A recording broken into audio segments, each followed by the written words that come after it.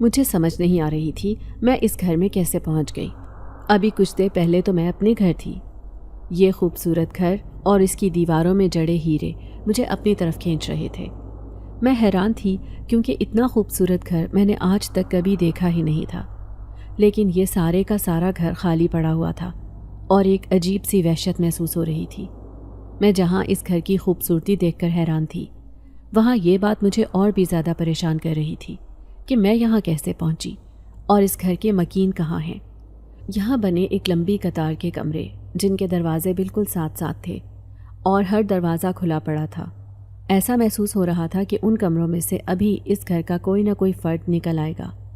میں بے چینی کے ساتھ ادھر ادھر دیکھ رہی تھی۔ تبھی میں نے ایک کمرے کے دروازے میں جھانک کر دیکھا۔ کمرہ بالکل خالی پڑا تھا، لیکن ایک عجیب سی وحشت محسوس ہو رہی تھی۔ یہاں پر لٹکے مجسمے جن کی آنکھیں دیکھ کر محسوس ہوتا تھا جیسے انسانی آنکھیں ہوں۔ میں ایک دم اس سے ڈر کے اس دروازے کے کمرے سے باہر نکلی۔ میں اپنے دل پہ ہاتھ رکھ کر لمبے لمبے سانس لینے لگی۔ مجھے بہت زیادہ خوف محسوس ہو رہا تھا۔ تبھی میں دوسرے کمرے کی طرف گئی۔ اس کمرے میں بھی میں کسی کو ڈھونڈنے کی کوشش کر رہی تھی کہ شاید کوئی انسانی وجود مجھے یہاں پر نظر آ جائے، لیکن یہ کمرہ بھی بالکل خالی پڑا تھا۔ دوسرے کمرے کی طرح اس کمرے میں بھی کچھ عجیب و غریب سے چلتے پھرتے پتلے نظر آ رہے تھے۔ اب میں نے وہاں سے دوڑ لگا دی، لیکن بھاگتے بھاگتے میں کافی آگے چلی گئی، لیکن مجھے یہاں سے باہر نکلنے کا راستہ ہی نہیں مل رہا تھا۔ میرے پورے جسم سے ٹھنڈے پسینے بہہ رہے تھے۔ نہ جانے کتنے کمرے تھے۔ اگر میں ان کی گنتی شروع کرتی تو شام تک گنتی پھر بھی وہ ختم نہ ہوتے۔ پھر اچانک سے ایک کمرے کے کھلے دروازے میں سے سامنے میری نظر پڑی۔ میرے تو اوسان خطا ہو گئے۔ میرا نام دعا ہے۔ میں اپنے ماں باپ کی اکلوتی اولاد تھی۔ میرے ماں باپ کی شادی کو کئی سال گزر گئے، لیکن ان کے ہاں کوئی اولاد نہ ہوئی۔ پورے 8 سال کے بعد اللہ تعالیٰ نے میرے آنے کی خوشخبری سنائی۔ وہ بہت زیادہ خوش تھے۔ میری دادی بھی ہمارے ساتھ ہی رہتی تھی اور میری ایک پھپھو، وہ بھی غیر شادی شدہ تھی، جن کی منگنی ان کے خالہ زاد سے بچپن سے ہی طے ہو گئی تھی اور ان دونوں کو ایک دوسرے سے بہت زیادہ محبت تھی۔ ان دونوں نے ساتھ جینے مرنے کی قسمیں کھائی تھی، لیکن پھر اچانک سے میری پیدائش کے فوراً بعد ہی میری ماں اس دنیا سے رخصت ہو گئی اور دادی نے مجھے اپنی گود میں لے لیا۔ میرے ابو کو رشتہ داروں نے بہت زیادہ سمجھایا کہ وہ دوسری شادی کر لے۔ دادو اور پھپھو بھی یہی چاہتی تھی، لیکن میرے ابو میری امی سے بہت زیادہ محبت کرتے تھے، اسی لیے وہ کسی اور سے شادی نہیں کرنا چاہتے تھے۔ وہ ساری عمر میری ماں کی یادوں میں گزار دینا چاہتے تھے۔ ابھی ماں کی وفات کو 1 سال بھی نہ گزرا تھا کہ ابا کمزور ہونے لگے تھے، کیونکہ وہ اماں کی یاد میں دن رات روتے تڑپتے تھے۔ اس کی وجہ سے ان کی طبیعت خراب رہنے لگی تھی۔ پھر ایک دن اچانک سے ان کو ہارٹ اٹیک آیا اور وہ بھی مجھے یتیم کر کے اس دنیا سے چلے گئے۔ میری دادی ضعیف تھی۔ پھپھو کی ڈیٹ فکس ہو گئی تھی، اسی دوران میرے ابو کی وفات ہو گئی۔ اسی وجہ سے شادی کینسل کر دی گئی اور پھپھو نے انکار کر دیا کہ وہ 10 سے 15 سال تک شادی نہیں کریں گی جب تک کہ ان کی بھتیجی جوان نہیں ہو جاتی۔ دادی نے بہت سمجھایا کہ ایسا فیصلہ نہ لو، اس طرح تمہاری پوری زندگی خراب ہو جائے گی، لیکن پھپھو کا کہنا تھا کہ مجھے کسی چیز کی کوئی پرواہ نہیں۔ میرے بھائی کی آخری نشانی میرے پاس ہے، میں اسے یوں لاوارثوں کی طرح چھوڑ کر کیسے شادی رچا لوں؟ اور دادی سے کہنے لگی، آپ ضعیف ہیں، آپ اس کو کیسے کما کر کھلائیں گی اور اس کی پرورش کریں گی؟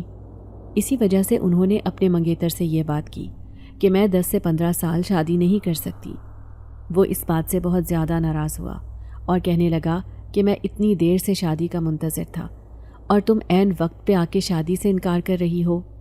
پھپھو نے غصے میں ان سے کہہ دیا کہ میں نے اب شادی ہی نہیں کرنی، اس لیے تم جہاں چاہو شادی کر سکتے ہو، مجھے کوئی اعتراض نہیں۔ اس نے میری پھپھو کی لاکھ منت سماجت کی، لیکن پھپھو اس کے ساتھ شادی کے لیے راضی نہ ہوئی۔ آخر کار اس کے گھر والوں نے 1-2 سال بعد ہی پھپھو کے منگیتر کی شادی کہیں اور کر دی۔ اس دن پھپھو بہت تڑپ تڑپ کر روئی تھی۔ میں اس وقت صرف 2 سال کی تھی، لیکن انہوں نے اپنا غم اپنے اندر چھپایا اور میری پرورش کرنے لگی۔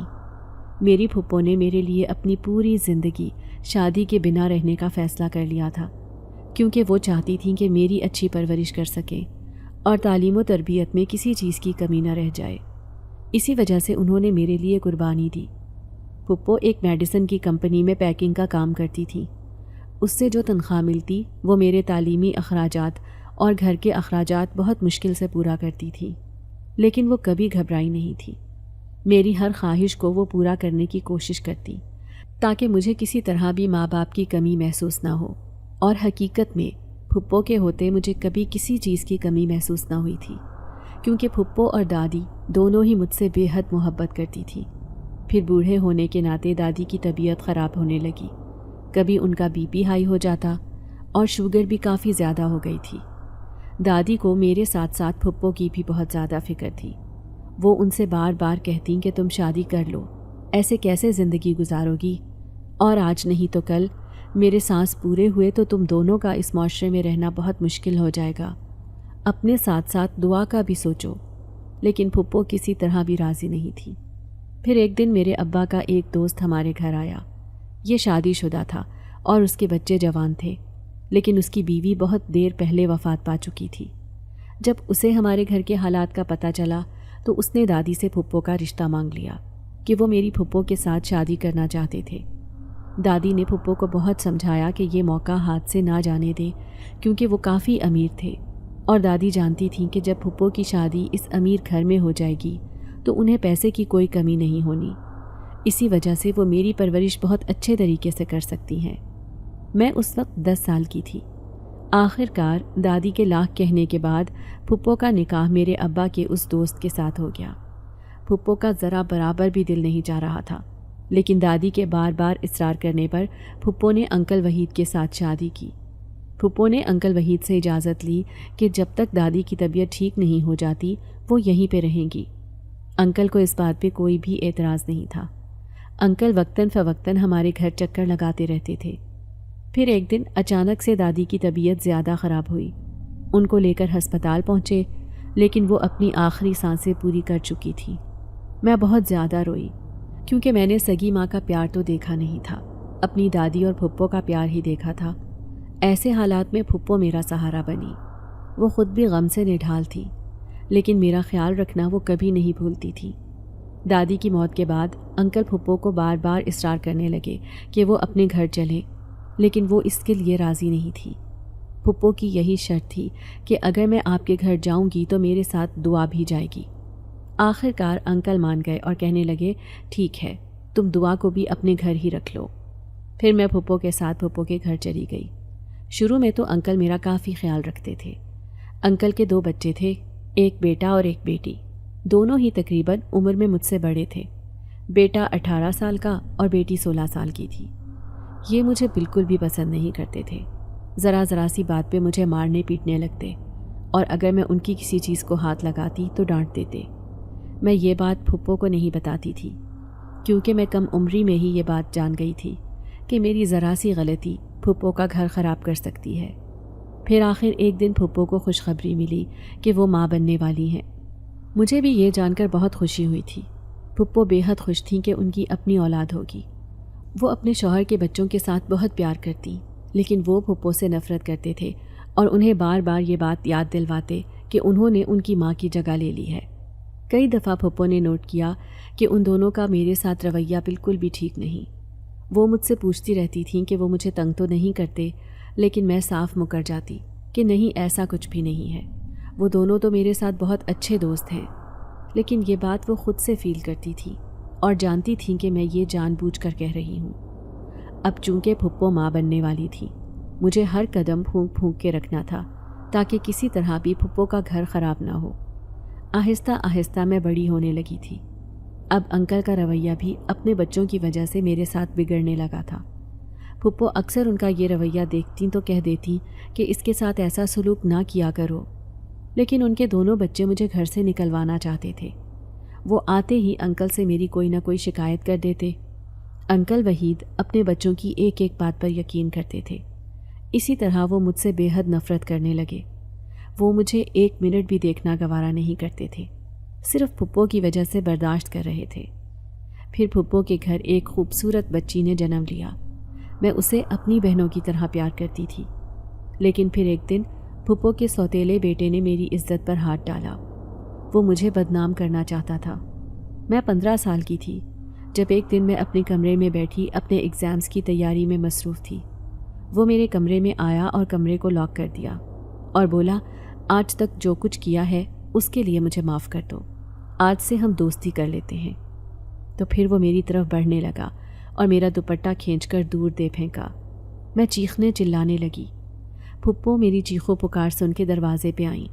وہ دروازہ کھولنے کے لیے بار بار دستک دے رہی تھی۔ انکل بھی آفس سے واپس آ گئے تھے۔ میں اگر دروازہ کھولنے جاتی تو وہ مجھے پیچھے دھکیل دیتا۔ پھپھو کے بیٹے نے پھر خود ہی دروازہ کھول دیا اور اپنے باپ کو بتانے لگا کہ اس نے مجھے خود کمرے میں بلایا تھا اور یہ مجھے برائی کی طرف بلا رہی تھی۔ اس کی یہ بات سن کے میرے پیروں کے نیچے سے زمین نکل گئی۔ میں پھپھو سے بار بار کہہ رہی تھی کہ پھپھو میں نے ایسا کچھ نہیں کیا، یہ جھوٹ بول رہا ہے، میں تو آرام سے اپنی پڑھائی کر رہی تھی، لیکن یہ میرے کمرے میں آ گیا تھا۔ لیکن وہ بار بار اپنے باپ سے کہہ رہا تھا ابو آپ جانتے ہیں نا میں جھوٹ نہیں بولتا، یہ لڑکی جھوٹ بول رہی ہے، یہ جھوٹی ہے، یہ مجھے برائی کی دعوت دے رہی تھی۔ جب میں نے اس کی بات نہیں مانی تو یہ چیخنے چلانے لگی تاکہ سارا الزام مجھ پر آ جائے۔ انکل نے گھورتے ہوئے میرا بازو پکڑا اور مجھے گھر سے نکال دیا۔ پھپھو بری طرح چیخ چلا رہی تھی کہ اس پر رحم کھائیں، اسے کیوں گھر سے نکال رہے ہیں، یہ بالکل ایسی نہیں ہے، میں نے اس کی تربیت ایسی نہیں کی۔ تو انکل بولے تو تمہارا کہنے کا مطلب ہے کہ میں نے اپنے بیٹے کی تربیت ایسی کی ہے، میرا بیٹا بھی جھوٹ نہیں بولتا۔ پھپھو کو بہت غصہ آیا اور انہوں نے فیصلہ کر لیا کہ وہ بھی میرے ساتھ گھر واپس جائیں گی اور وہ اس گھر میں نہیں رہیں گی۔ لیکن انکل نے ان سے ان کی بیٹی چھین لی اور بولے ٹھیک ہے تم اس کے ساتھ جانا چاہتی ہو تو جاؤ، لیکن یہ میری بیٹی ہے، یہ میرے پاس رہے گی۔ پھپھو بہت مجبور ہو گئی تھی۔ میں نے پھپھو کو بہت سمجھایا کہ آپ کو میرے ساتھ جانے کی ضرورت نہیں ہے، میرا گھر ہے، میں اکیلی وہاں رہ لوں گی۔ پھپھو ایک طرف اپنی بیٹی کی وجہ سے مجبور تھی اور دوسری طرف میری وجہ سے۔ میرے لاکھ سمجھانے سے آخر کار پھپھو اس گھر میں رہنے کے لیے مان گئی، لیکن وہ میری وجہ سے بہت زیادہ فکر مند تھی۔ میں نے پھپھو کو دلاسا دیا کہ ساتھ والی آنٹی بہت اچھی ہیں، میں ان کو رات کو اپنے پاس بلا لیا کروں گی، دن کو تو ویسے ہی میں کالج چلی جاتی ہوں، آپ کو میری وجہ سے پریشان ہونے کی ضرورت نہیں، جب آپ کا دل چاہے آپ مجھ سے آ کر مل جائیں، لیکن اپنی بیٹی کو میرے لیے نہ چھوڑیں، زندگی میں پہلے ہی آپ میرے لیے بہت سی قربانیاں دے چکی ہیں۔ آخر کار پھپھو نے انکل سے اتنی اجازت لی کہ مجھے گھر تک چھوڑ آئیں، لیکن انکل نے صاف منع کر دیا۔ میں اکیلی تنے تنہا اس رات کے اندھیرے میں اس گھر سے نکلی تھی۔ آنکھوں سے ان گنت آنسو جاری تھے، اپنی قسمت پر بہت رونا آ رہا تھا، میرا کوئی وسیلہ نہیں رہا تھا، میں مر جانا چاہتی تھی، کیونکہ اکیلے اس معاشرے میں رہنا میرے لیے بہت مشکل تھا۔ اس دن میں یہی سوچ رہی تھی کہ اگر خودکشی حرام نہ ہوتی تو آج میری زندگی کا آخری دن ہوتا، لیکن یہ عمل میرے اللہ کی بارگاہ میں ناپسندیدہ ہے، اس لیے میں اپنے اللہ کو ناراض نہیں کرنا چاہتی تھی۔ چلتے چلتے میری نظر راستے میں بیٹھی ایک فقیرنی پر پڑی جو سڑک کے کنارے فٹ پاتھ پر بیٹھی تھی۔ میں مرے مرے قدموں سے چلتی اس کے قریب پہنچی تو وہ میری طرف دیکھ کر بولی آ جاؤ بچہ، مجھے پتہ ہے تم زمانے کی ستائی ہوئی ہو، بہت دکھی ہو، اگر زندگی میں سکھ چاہتی ہو تو اس مسجد میں جا کر اپنی منت مانگ لو کہ اللہ تمہاری ہر مشکل دور کر دے، پھر دیکھنا کیسا معجزہ ہوتا ہے۔ اس فقیرنی کی یہ بات سن کر میں گھٹنوں کے بل اس کے قریب بیٹھ گئی اور بولی کہ وہ کون سی مسجد ہے، میں نہیں جانتی۔ تو اس نے کوئی جواب نہ دیا، وہ اپنی تسبیح کے دانوں کو کافی دیر گھماتے ہوئے کچھ پڑھنے لگی، پھر بولی یہاں سے سیدھی جاؤ گی، آگے جو قبرستان آئے گا اس میں سے گزرتے ہوئے تھوڑا آگے جانا، وہاں تمہیں ایک ہرے رنگ کی مسجد نظر آئے گی، ادھر تمہیں کوئی بھی نظر نہیں آئے گا، لیکن تم نے ڈرنا نہیں اور اپنی منت مانگ لینا۔ میں نے ایسا ہی کیا، میں اٹھی اور سیدھی قبرستان سے ہوتی ہوئی اس ہری مسجد میں پہنچی۔ یہاں کوئی بھی نہ تھا، لیکن میں نے خود کو مضبوط کیا اور اندر داخل ہوتے ہی حیران ہو گئی، کیونکہ یہ مسجد ساری کی ساری ہرے رنگ کی تھی۔ پہلے تو مجھے بہت ڈر محسوس ہوا، لیکن پھر میں نے خود کو ہمت دی اور ثابت قدم رہی۔ میں نے وہاں سے کھڑے ہو کر اپنے اللہ کے حضور ہاتھ اٹھائے کہ اے اللہ میری مدد فرما، بے شک میں گنہگار ہوں، لیکن تو رحیم ہے، مجھ پر اپنا رحم کر اور میری زندگی پرسکون کر دے۔ منت مانگنے کے بعد میں وہاں رکی نہیں تھی، بلکہ اپنے گھر پہنچی، گھر کا لاک کھول کر اندر گئی اور ساری صفائی کی۔ میں کسی وجہ سے بھی پھپھو کو پریشان نہیں کرنا چاہتی تھی۔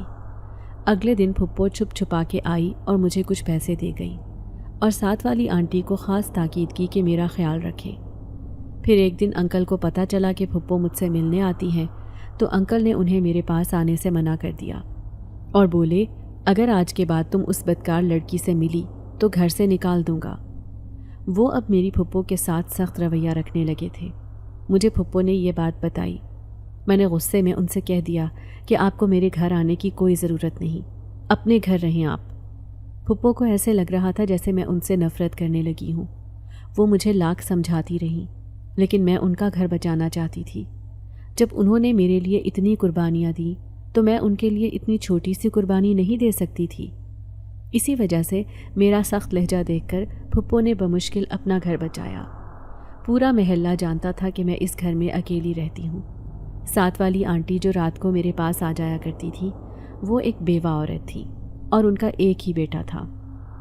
لیکن ایک دن وہ ایک عورت کو میرے گھر لے کر آئیں۔ وہ عورت دیکھنے میں ہی بہت عجیب و غریب محسوس ہو رہی تھی۔ اس کا حلیہ دیکھ کر ہی مجھے کچھ غلط محسوس ہوا۔ وہ مجھے عجیب سی نظروں سے دیکھ رہی تھی، پھر آنٹی کے کان میں کچھ کھسر پھسر کرنے لگی۔ میں بہت حیران تھی کہ یہ کون عورت ہے۔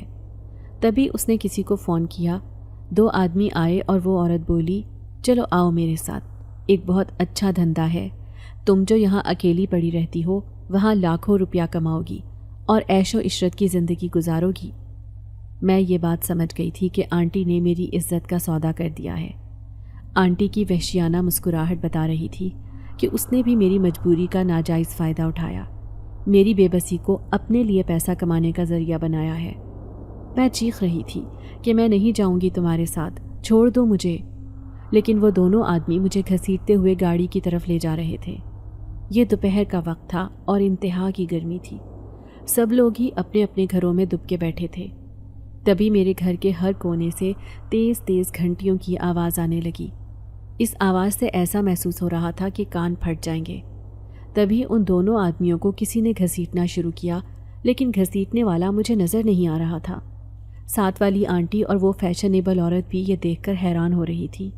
وہ عورت آنٹی سے بولی مجھے تو لگتا ہے یہاں پہ کوئی بھوت پریت کا سایہ ہے۔ تبھی انہوں نے وہاں سے بھاگنے میں ہی بھلائی سمجھی، لیکن وہ دونوں آدمی بری طرح زخمی ہو چکے تھے۔ بمشکل خود کو سنبھالتے ہوئے وہ گاڑی تک پہنچے تھے، لیکن میں حیران تھی کہ ایسا کیسے ہو گیا۔ شاید میرے ساتھ میرے اللہ کی مدد تھی۔ میں بچپن سے ہی 5 وقت کی نمازی تھی۔ پھر مجھے اس ہری مسجد پر مانگی ہوئی منت یاد آئی، شاید اس کے بدلے ہی اللہ نے میری مدد کی تھی۔ اب تو میں جب سے پھپھو کے گھر سے آئی تھی ساری رات روتے روتے گزر جاتی اور صبح تہجد کی نماز ادا کر کے اپنے اللہ سے دعا مانگتی تھی کہ یا اللہ مجھے تنہا نہ چھوڑنا، آپ ہمیشہ میرا ساتھ دینا۔ شاید اللہ نے انعام کے طور پر آج میری عزت کو بچا لیا تھا۔ اس کے بعد مجھے اس آنٹی پر رہ رہ کر غصہ آ رہا تھا۔ تبھی مجھے محسوس ہوا کہ کوئی وجود میرے بالکل قریب ہے۔ میں ادھر ادھر نظریں گھما کر دیکھنے لگی، لیکن مجھے کوئی بھی نظر نہیں آ رہا تھا، اور سچ میں اب مجھے ڈر بھی محسوس ہو رہا تھا، کیونکہ ان آدمیوں کو اس طرح گھسیٹنے والا نظر نہیں آ رہا تھا۔ تو پھر کچھ نہ کچھ تو ایسا تھا جو میں دیکھ نہیں پا رہی تھی۔ میں نے جلدی سے جا کے اپنے کمرے کا دروازہ لاک کیا اور بیڈ پر بیٹھ گئی۔ میرے کمرے کی کھڑکی کھلی تھی۔ باہر صحن میں لگا بیری کا درخت جو کہ میرے دادا نے اپنے ہاتھ سے لگایا تھا اور ابا نے اسے کاٹنے نہیں دیا تھا، کیونکہ وہ کہتے تھے کہ یہ درخت میرے باپ کی نشانی ہے، یہ انہوں نے اپنے ہاتھوں سے لگایا تھا۔ اس درخت کی شاخیں بری طرح جھول رہی تھی، ایسے لگ رہا تھا شاخیں ٹوٹ کر نیچے گر جائیں گی۔ میں ڈرتی ہوئی کھڑکی کے قریب گئی، تبھی مجھے درخت پہ بیٹھا کوئی وجود دکھائی دیا، لیکن میں اس کی شکل ٹھیک طریقے سے دیکھ نہیں سکی تھی۔ پھر اچانک سے میری آنکھوں کے آگے اندھیرا چھا گیا اور مجھے سمجھ ہی نہ لگی کہ میرے ساتھ ہو کیا رہا ہے۔ میں بہت کوشش کر رہی تھی کہ میں دیکھ پاؤں، لیکن مجھے کچھ بھی نظر نہیں آ رہا تھا۔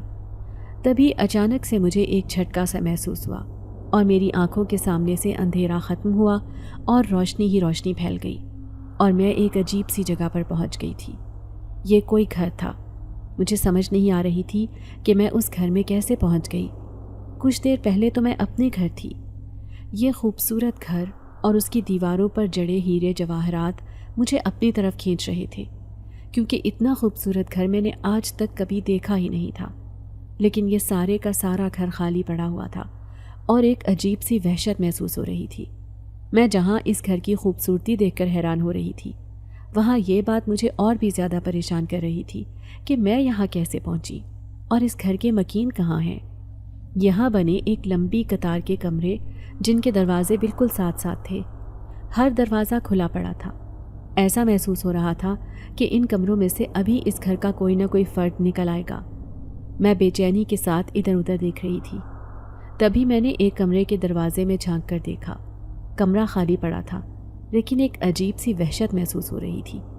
یہاں پر لٹکے مجسمے جن کی آنکھیں دیکھ کر محسوس ہوتا جیسے انسانی آنکھیں ہوں۔ میں ایک دم سے ڈر کے اس کمرے کے دروازے سے باہر نکلی، اپنے دل پر ہاتھ رکھ کر لمبے لمبے سانس لینے لگی۔ مجھے بہت زیادہ خوف محسوس ہو رہا تھا۔ تبھی میں دوسرے کمرے کی طرف گئی۔ اس کمرے میں بھی کسی کو ڈھونڈنے کی کوشش کر رہی تھی کہ شاید کوئی انسانی وجود مجھے یہاں پر نظر آ جائے، لیکن یہ کمرہ بھی بالکل خالی پڑا تھا۔ دوسرے کمرے کی طرح اس کمرے میں بھی کچھ عجیب و غریب سے چلتے پھرتے پتلے نظر آ رہے تھے۔ اب میں نے وہاں سے دوڑ لگا دی، کیونکہ ایک خطرہ مجھ سے ٹلا تھا اور دوسرا خطرہ میرے سر پر منڈلا رہا تھا۔ بمشکل میں اپنی عزت بچا پائی تھی، لیکن اب میں یہاں کیسے پہنچ گئی؟ میں بھاگتے بھاگتے کافی آگے چلی گئی، لیکن مجھے یہاں باہر نکلنے کا راستہ ہی نہیں مل رہا تھا۔ میرے پورے جسم سے ٹھنڈے پسینے بہہ رہے تھے۔ نہ جانے یہ کتنے کمرے تھے۔ اگر میں ان کی گنتی شروع کرتی تو شام تک گنتی بھی ختم نہ ہوتی۔ پھر اچانک سے ایک کمرے کے کھلے دروازے پر میری نظر پڑی تو میرے اوزان خطا ہو گئے۔ وہاں کالے رنگ کے سوٹ میں ملبوس کرسی پر کوئی وجود تھا۔ میں دبے قدموں اس کمرے کے دروازے تک پہنچی۔ تبھی میری نظر اس وجود پر پڑی جو کہ کرسی پر بیٹھا کتاب پڑھنے میں مگن تھا اور اسے اپنے آس پاس کی کوئی خبر ہی نہ تھی۔ میں ابھی اسی کے بارے میں سوچ رہی تھی کہ اچانک سے اس نے آواز دی، تمہیں گھبرانے کی ضرورت نہیں، اندر آ جاؤ، تمہیں یہاں کوئی خطرہ نہیں ہے، تم بالکل محفوظ ہو۔ میں حیران تھی کیونکہ یہ بھاری مردانہ آواز میں نے پہلی دفعہ سنی تھی۔ میں تو ایسے کسی انسان کو جانتی بھی نہ تھی۔ اس کی پشت میری طرف تھی، لیکن اسے میری موجودگی کا احساس تھا۔ تبھی میں نے اپنے قدم آگے بڑھائے اور سمٹ کر ایک سائڈ پر کھڑی ہو گئی اور پھر بولی، نہ جانے میں یہاں کیسے پہنچ گئی، مجھے یہاں سے باہر نکلنے کا راستہ نہیں مل رہا، کیا آپ میری مدد کر سکتے ہیں؟ تبھی وہ اپنی کرسی چھوڑ کر اٹھ کھڑا ہوا اور اپنی سائڈ گھما کر میری طرف منہ کیا تو میں ہکا بکا اسے دیکھتی ہی رہ گئی۔ یہ انتہائی خوبصورت نوجوان تھا، جس کی گوری رنگت، تیکھے نقوش، چہرے پر نمودار ہوتی ہلکی ہلکی داڑھی، وہ کالے رنگ کی شلوار قمیض میں غضب ڈھا رہا تھا۔ اس کے چہرے پر پھیلی مسکراہٹ اس کی وجاہت میں اور بھی زیادہ اضافہ کر رہی تھی۔ وہ مسکراتا ہوا میری طرف بڑھا، لیکن میں ہکا بکا صرف اس کی طرف ہی دیکھے جا رہی تھی۔ میں پلک جھپکنا بھی بھول گئی، کیونکہ آج تک اس سے زیادہ خوبصورت نوجوان میں نے زندگی میں نہیں دیکھا تھا۔ وہ میرے بالکل قریب آیا اور بولا، تمہیں یہاں سے نکالنے کے لیے نہیں لایا گیا، بلکہ تمہاری حفاظت کرنے کے لیے تمہیں یہاں لایا گیا ہے۔ تم جہاں رہ رہی تھی تم وہاں بالکل بھی محفوظ نہیں تھی، اور میں یہ برداشت نہیں کر سکتا تھا کہ تمہاری عزت پہ کوئی ہاتھ ڈالے، نہیں تو پھر وہاں بہت زیادہ خون خرابہ ہو جاتا، تم اور بھی زیادہ ڈر جاتی۔ صرف اسی وجہ سے تمہیں یہاں لایا گیا ہے۔ اس کی یہ بات سن کر میں اپنے سکتے سے باہر نکلی اور بولی، لیکن آپ مجھے یہاں کیسے لائے ہیں؟ مجھے کچھ سمجھ نہیں آئی، کیا آپ نے مجھے بے ہوش کیا تھا یا کچھ ایسا کیا تھا کہ مجھے پتہ ہی نہیں چلا؟ تبھی وہ بولا، تمہیں سب کچھ پتہ چل جائے گا، لیکن آؤ میرے ساتھ، تمہیں یہاں کسی قسم کی کوئی پریشانی نہیں ہوگی اور تمہیں ڈرنے کی بالکل بھی ضرورت نہیں، میں تمہارے ساتھ ہوں۔ یہ بات کرتے ہی وہ آگے کی طرف بڑھا تھا، میں بھی اس کے پیچھے ہی ہو لی۔ وہ آہستہ آہستہ قدم اٹھاتا آگے کی طرف بڑھ رہا تھا۔ میں بے اختیار ہی اس کے قدموں کی پیروی کرتی ہوئی اس کے ہی پیچھے تھی۔ تبھی وہ ایک کمرے میں پہنچا۔ یہ کمرہ باقی سب کمروں سے زیادہ خوبصورت تھا۔ یہاں پر بنا بیڈ ایسا محسوس ہو رہا تھا جیسے سونے کا ہو، اور اس میں بنے ہیرے موتی چمک رہے تھے۔ ایسے محسوس ہو رہا تھا جیسے کسی شہزادی کا کمرہ ہو۔ تبھی وہ بولا، یہ تمہارا کمرہ ہے، تم یہاں رہو، اور جب کسی چیز کی ضرورت ہو وہ سامنے لال رنگ کا بٹن نظر آ رہا ہے، اسے دبا دینا، وہ چیز تمہارے پاس آ جائے گی۔ میں سوچ رہی تھی کہ یہ کتنا امیر کبیر ہے اور کیا کیا سہولتیں ہیں ان کے گھر میں، لیکن یہ ہے کون؟ کہیں یہ بھی تو مجھے استعمال نہیں کرنا چاہتا؟ لیکن اسے تو دیکھ کر ایسا محسوس نہیں ہوتا تھا، ایسے لگتا تھا جیسے اس سے میرا بہت گہرا رشتہ ہو اور یہ سچ میں میرا محافظ ہو۔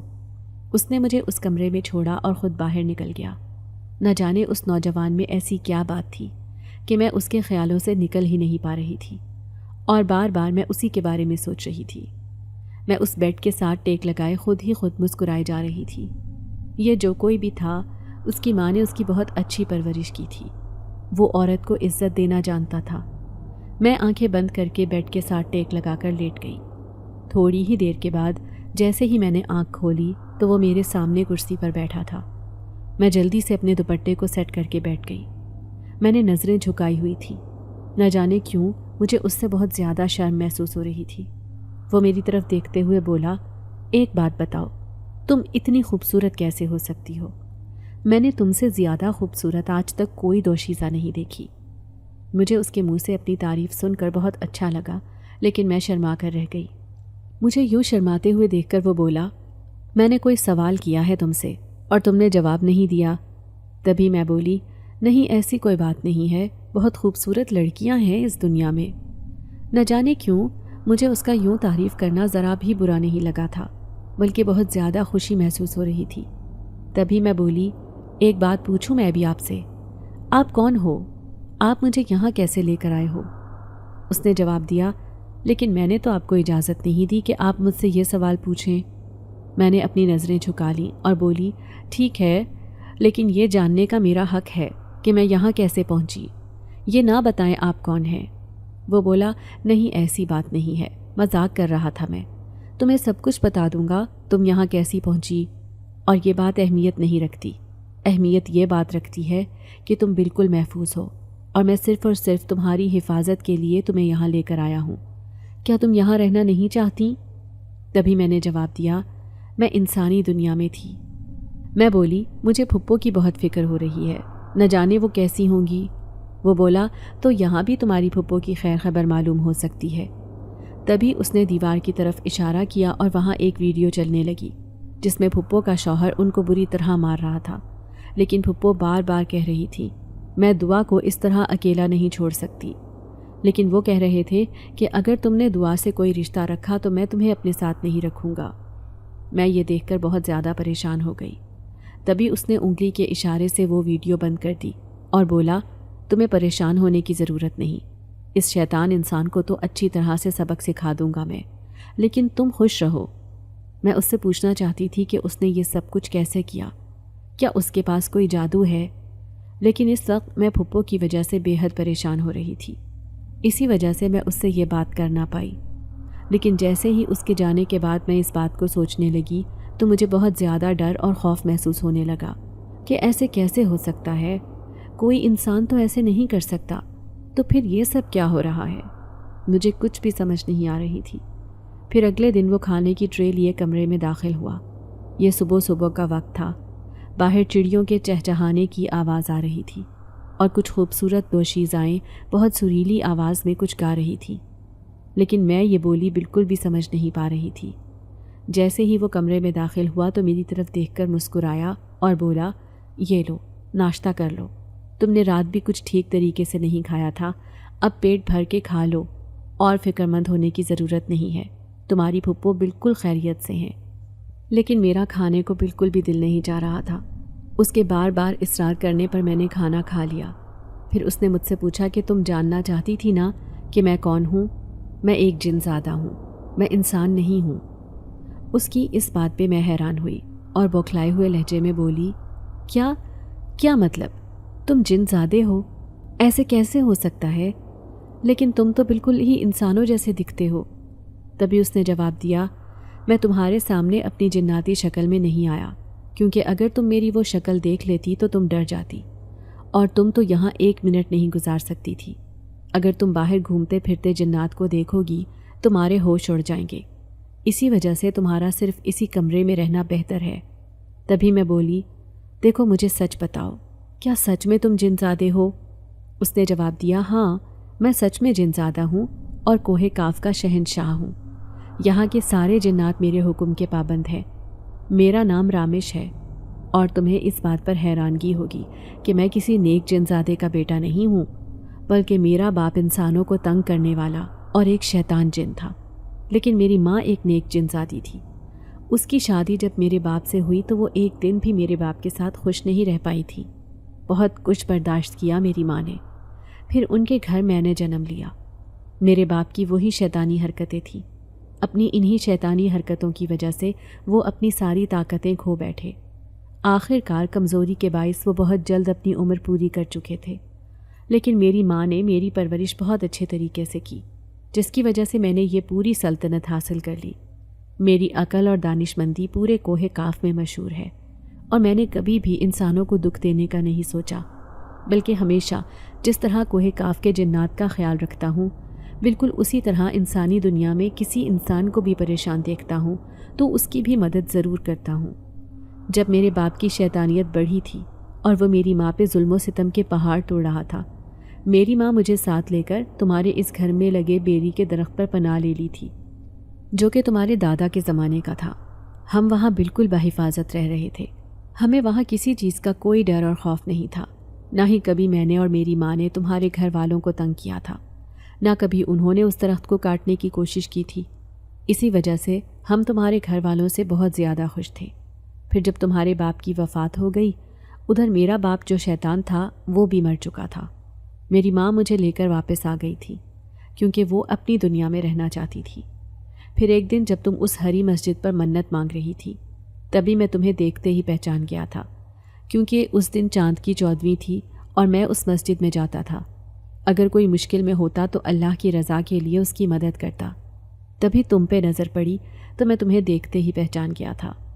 بے شک اب تم بڑی ہو گئی تھی، لیکن تمہاری شکل و صورت میری آنکھوں میں بسی ہوئی تھی۔ اور جب میں نے آ کے یہ بات ماں کو بتائی تو ماں نے جواب دیا کہ اس لڑکی کو میں نے ہی ہری مسجد بھیجا تھا، کیونکہ تم اس وقت ادھر تھے۔ وہ مجھے بتا رہا تھا کہ وہ جو بھکارن مجھے نظر آئی تھی اور جس نے مجھے ہری مسجد کا بتایا وہ اس کی ماں ہی تھی، اور ماں نے ہی مجھے کہا تھا کہ اس لڑکی کی مدد ضرور کرنی چاہیے، کیونکہ وہ بالکل ہماری فیملی کی طرح ہے۔ میں نے جواب دیا، میں تو ہر انسان کو جس کو میں دکھی دیکھتا ہوں اس کی مدد کرتا ہوں، تو وہ لڑکی تو اس گھر کی ہے جہاں ہم نے اتنی دیر پناہ لے کر رکھی، تو اس کی مدد تو ضرور کروں گا۔ تبھی میں انسانی دنیا میں گیا تھا، لیکن وہاں وہ عورت تمہیں گھسیٹتی ہوئی اپنے ساتھ لے کر جا رہی تھی۔ مجھ سے یہ سب دیکھ کر برداشت نہیں ہوا، اور اسی دن تمہیں لے کر میں کوہ کاف میں آ گیا۔ میں تمہیں اپنی ماں سے بھی ملوانا چاہتا ہوں، لیکن میں ڈرتا ہوں کہ کہیں تم ان کی شکل دیکھ کر ڈر نہ جاؤ، اسی وجہ سے وہ تمہارے سامنے نہیں آ رہی، کیونکہ اس دن انسانی دنیا میں وہ تمہیں انسانی روپ میں ملی تھی۔ تبھی مجھے رامش جنزادے نے کہا، اگر تم کہتی ہو کہ میں تمہیں اپنی ماں سے ملوا دیتا ہوں، لیکن تمہاری اجازت درکار ہے۔ میں ڈر رہی تھی کہ اگر وہ سچ میں اپنی اتنی خوفناک شکل میں آئیں تو پھر میں ڈر جاؤں گی۔ تبھی وہ میری سوچوں کو پڑھ کر بولا، تمہیں ڈرنے کی ضرورت نہیں ہے، کیونکہ میں ماں کو تمہارے سامنے انسانی شکل میں لے کر آؤں گا۔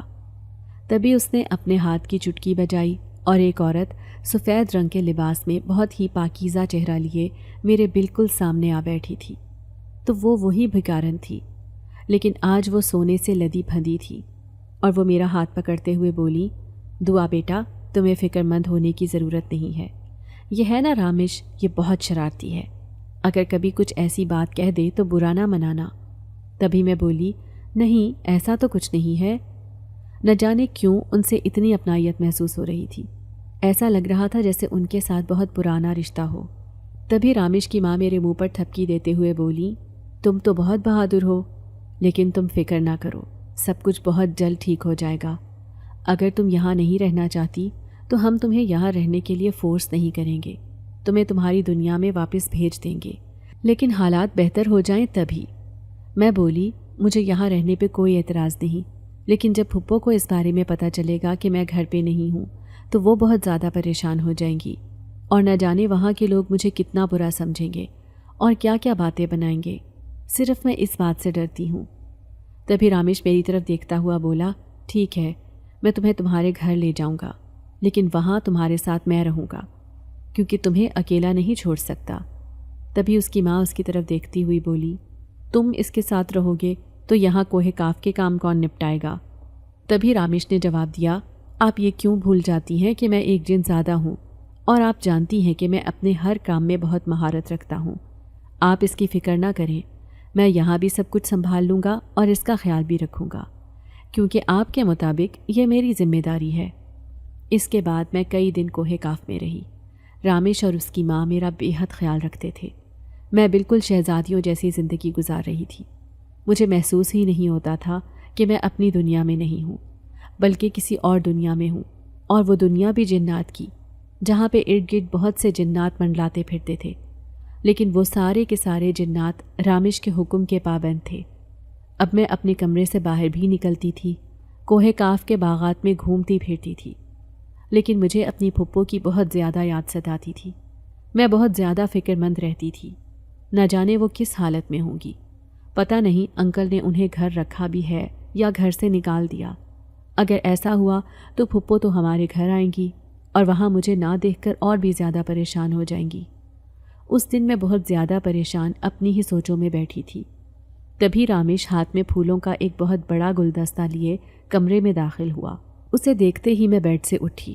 میں اسے کہنا چاہتی تھی کہ مجھے میری دنیا میں واپس لے چلو، میں اپنی پھپھو کو دیکھنا چاہتی ہوں۔ رامش مسکراتا ہوا میرے بالکل قریب آیا اور بولا، کیا بات ہے، اتنے خوبصورت چہرے پر اداسی کیوں چھائی ہوئی ہے؟ پتہ ہے، جب تم غصے کی حالت میں ہوتی ہو تمہاری یہ گوری رنگت سرخ پڑنے لگتی ہے، مجھے بالکل بھی اچھی نہیں لگتی۔ تبھی میں بولی، نہیں، مجھے غصہ کسی چیز کا نہیں، صرف تھوڑی سی پریشان ہوں پھپھو کے لیے۔ وہی ایک واحد رشتہ میرے لیے بچا ہے، میں اسے کھونا نہیں چاہتی۔ نہ جانے میری وجہ سے ان کے ساتھ کیا کیا سلوک ہو رہا ہے، اور میں یہاں کوہ کاف میں عیش و عشرت کی زندگی گزار رہی ہوں۔ رامش، میری ایک بات مانو، مجھے انسانی دنیا میں واپس لے چلو۔ رامش پھولوں کے گلدستے کی طرف دیکھتا ہوا بولا، میں تو یہاں تم سے اپنے دل کی بات کہنے آیا تھا، لیکن تم تو خود پریشان ہو۔ میں سمجھ گئی رامش کیا کہنا چاہتا ہے۔ اس کے اس اقرار کے لیے میں بھی بہت بے چین تھی۔ اتنے دنوں سے رامش نے مجھ سے اظہار محبت نہیں کیا تھا، لیکن میں یہ بات جانتی تھی کہ وہ مجھ سے بہت محبت کرتا ہے۔ تبھی میں پھولوں کے گلدستے کی طرف دیکھتی ہوئی بولی، نہیں نہیں رامش، تم جو کہنے آئے ہو تم کہو، میں سن رہی ہوں۔ پریشان ضرور ہوں، لیکن اتنی بھی نہیں کہ تمہاری بات نہ سن سکوں۔ تبھی وہ میرے قدموں میں بیٹھ کر بولا، میں تم سے بے حد محبت کرتا ہوں اور تمہیں ہمیشہ ہمیشہ کے لیے اپنانا چاہتا ہوں۔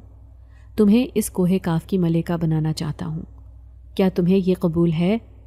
میں بولی، میں تمہاری محبت کی قدر کرتی ہوں اور دل و جان سے اسے قبول بھی کرتی ہوں، لیکن میری شادی کے بارے میں جو بھی فیصلہ ہوگا وہ میری پھپھو کریں گی، مجھے وہی منظور ہوگا۔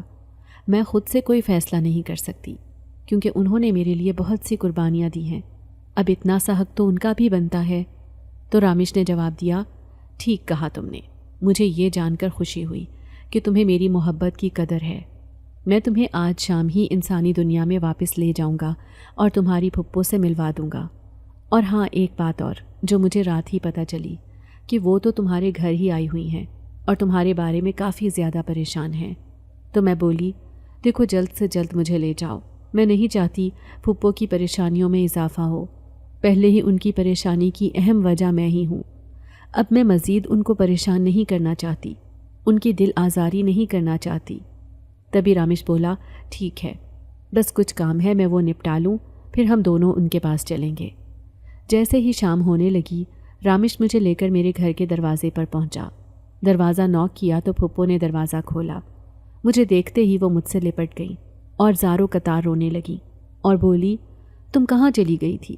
تم جانتی ہو میں تمہاری وجہ سے کتنی پریشان تھی، میں نے ہر جگہ تمہیں ڈھونڈا ہے، تمہاری خاطر میں اپنی بیٹی کو بھی چھوڑ کر آ گئی ہوں، کیونکہ مجھے تمہارا یوں اکیلے رہنا بالکل گوارا نہیں تھا۔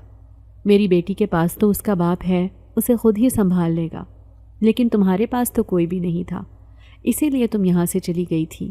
تبھی میرے پہلو میں کھڑے نوجوان پر ان کی نظر پڑی تو وہ بولی، یہ کون ہے؟